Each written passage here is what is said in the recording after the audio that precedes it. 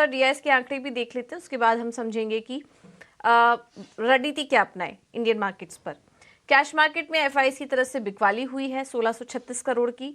DIIs ने 1464 करोड़ की खरीदारी की। इंडेक्स फ्यूचर में 211 करोड़ की खरीदारी का आंकड़ा है। इंडेक्स ऑप्शन में 30,426 करोड़ की बिकवाली हुई है, एफआईआईज ने की है। तो एफआईआईज की तरफ से बिकवाली का आंकड़ा इस वक्त देखने को मिल रहा है, तो ये थोड़ा नेगेटिव है। लेकिन इन आंकड़ों को आज के लिए कैसे एनालिसिस करें और कल की रिकवरी के बाद अब आज कौन से लेवल्स इंपॉर्टेंट होंगे देखना, ये समझ लेते हैं। हमारे साथ डिम्पी कालरा जुड़ चुके हैं फोन लाइन पर पूरा एनालिसिस लेकर। डिम्पी, गुड मॉर्निंग, बताइए।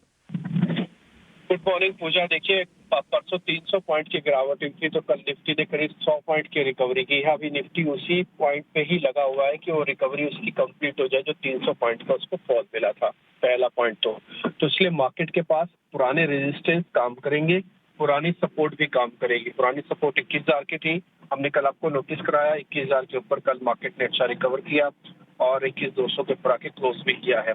तो अब आपको क्या करना है, अपने ट्रेलिंग स्टॉप लॉस को वापस से शुरू कर देना लगाना। 21,000 से 21,100 पे आ जाइए। 200 पे लगाना चाहे 200 पे लगा सकते हैं, क्योंकि आज गैप होने के फिर से चांसेस है। और मार्केट के अंदर ये वॉलिटिलिटी आपको दिखेगी, आगे भी दिखेगी और अभी ज्यादा दिखेगी।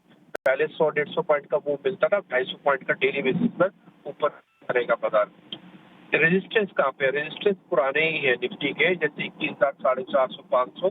तो मार्केट का जर्नी बहुत क्लियर है। 21,000 का बेस बनाओ, 21,500 का रेजिस्टेंस दिखाओ। फिलहाल इसी के बीच में ही ट्रेड करने के इसके चांसेस है। थोड़ा ऊपर नीचे करेगा और टिपिकली 2 दिन की शेकिंग से इसने अपने आप को थोड़ा लाइट भी किया है। एक और चीज, क्योंकि ये थोड़ा वीकेंड होगा और डेरिवेटिव एक्सपायरी 28 तारीख की है, तो आपके ट्रेडिंग डेज कम है, तो थोड़ा मूवमेंट फास्ट होगा। तो 21,000, 450, 500 एक रेजिस्टेंस एरिया। जिनके पास पोजीशंस है अपने ट्रेलिंग स्टॉप के साथ कैरी करें। जिनके पास पोजीशंस नहीं है, 21,100, 200 का एक स्टॉप लॉस लगा के पोजीशंस ले भी सकते हैं। बट माइंडेड इस चीज का ध्यान रखें, उनको कोई बहुत बड़ा मूव नहीं मिलेगा। 21, 450, 500 पे आके मार्केट फिर से रुकना भी शुरू करेगा। आते हैं बैंक निफ्टी पे, वहां पे भी शॉर्ट कवरिंग थी और वहां पर भी कल इसी तरह का ही ट्रेंड बनते हुए देखा। उसने एक अपने सपोर्ट को वापस से रीगेन कर लिया, जैसे बोलूंगा कि वापस से पक्का कर लिया, जो कि है 47,800। आज बाजार अगर मामूली से गैप के साथ खुलता है तो 48,000 के अपने कंफर्ट जोन के अंदर वापस बैंक निफ्टी आ जाएगा। फ्यूचर ऑलरेडी उसी के अंदर ही है, तो ये एक अच्छा साइन होगा और बाजार थोड़ा और चर्निंग करेगा तो 48,400, 500 तक भी जा सकता है। तो पहले आप 48,300 का टारगेट लगा के मार्केट के अंदर एंटर करना चाहे कर सकते हैं, लेकिन इस चीज का ध्यान रखें, 48,300 से 500 वाली जो पूरी रेंज है मार्केट की रेजिस्टेंस रेंज। जैसे आपके सपोर्ट पक्के हैं, सपोर्ट पे आया बाजार ने पुल बैक दिखाया, ऐसे रेजिस्टेंस से मार्केट नीचे भी आएगा। ये पॉइंट भी ध्यान रखना चाहिए। दूसरा पॉइंट है कि एफआईआईज की होल्डिंग 65% से भी और बढ़ी है। 1% उन्होंने और होल्डिंग कल बढ़ाई है। तो ये धीरे धीरे करके जब तक बढ़ती रहेगी या फिर 70-75 तक नहीं हो जाती, तब तक एग्रेसिव शॉर्टिंग के बारे में सोचिए नहीं। एक बार 70-75 की रेटिंग आ जाए, एफआईआईज की लॉन्ग पोजीशन हो जाए, तब आप मेरे से बिना पूछे भी मार्केट को शॉर्ट कर सकते हैं, क्योंकि वहां से एफआईआईज लॉन्ग आना बंद हो जाएगा। दूसरी बात, पुट कॉल रेशियो के हिसाब से मार्केट फेयर वैल्यूड है। ऑप्शंस वालों को काम करना चाहिए, बट इंट्राडे में काम करना चाहिए, क्योंकि स्विंग काफी फास्ट आ रहे हैं और एक ही दिन के अंदर उनको काफी अच्छा पैसा बन जाता है। इसलिए कैरी ले जाके उसको अगले दिन के रिस्क पे छोड़ देना ये समझदारी नहीं है। तो इंट्राडे काम करें, स्विंग अच्छे मिल रहे हैं आपको।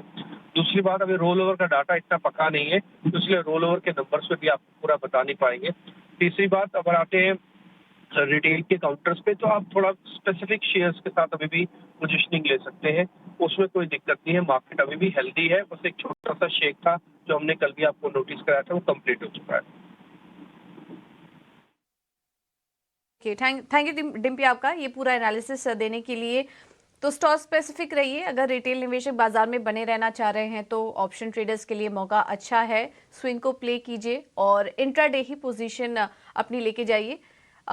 रेजिस्टेंस और सपोर्ट दोनों पक्के हैं, तो उसी रेंज को आप प्ले करने की कोशिश कीजिए। ध्यान रखिए कि अगला कारोबारी हफ्ता छोटा है और हम एक्सपायरी को भी अप्रोच कर रहे हैं, तो उस लिहाज से अपने स्टॉप लॉसेस का भी ध्यान रखिए। चलिए, ये तो बात हुई बाजार पर रणनीति की, लेकिन एक बार समझ लेते हैं कि इस बाजार में ट्रेड कहां पर करें। हमारे साथ किया चौकसी सिक्योरिटी से हेमन कपाड़िया जुड़ चुके हैं। हेमन, थैंक यू सो मच इटीना स्वदेश को समय देने के लिए।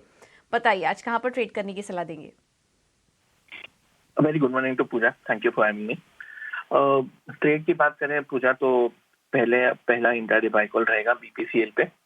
स्टॉक ने टेक्निकली एक अपवर्ड की रिवर्सल का फॉर्मेशन किया है। 10 दिन के एक्सपोनेंशियल मूविंग एवरेज के ऊपर कल उसने बंद दिया है। इंट्राडे चार्ट अगर आप देखेंगे पूछा तो हायर टॉप हायर बॉटम बन के चल रहा है। तो बीपीसीएल 448 के आसपास की एंट्री, 443 का स्टॉप लॉस और 458 का टारगेट रहेगा। Risk reward ratio 1:2। दूसरा स्टॉक बाय रहेगा वो है ICICI Pru life insurance. Logic थोड़ा सिमिलर है पूजा। इसने भी अपवर्ड की रिवर्सल दिया है प्रो आईसीआईसीआई ने, और काफी दिन की एक गिरावट है 570 से 570 से लेके 506 तक, वो अभी रिवर्स करने के मूड में है स्टॉक।